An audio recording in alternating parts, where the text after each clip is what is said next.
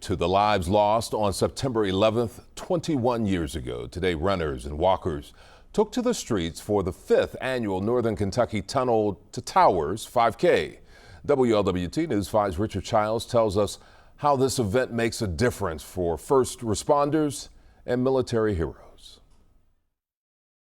We just need to remember the sacrifice of Stephen Siller, the sacrifice of the other members of the FDNY, the other first responders, the NYPD. 21 years later, the sacrifice of Stephen Siller and all 343 Parish, New York Fire Department firefighters and first responder remains not forgotten.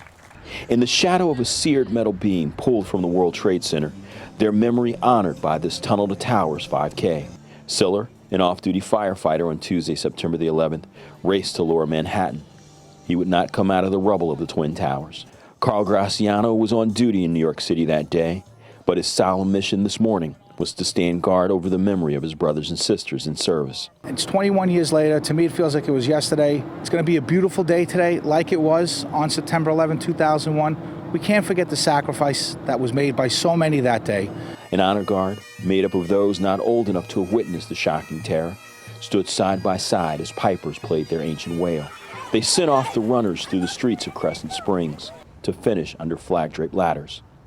Photos of the 343 fallen New York City firefighters watching on, not forgotten. We all promised that we would never forget. That's what we're here for today, is to make sure that we keep that promise. The work of the Siller Foundation is to support smart homes for veterans, but it's also a clarion call not to forget, to remember, to honor the day and those we've lost. We're grateful to this great city for never forgetting and honoring our fallen. We're blessed.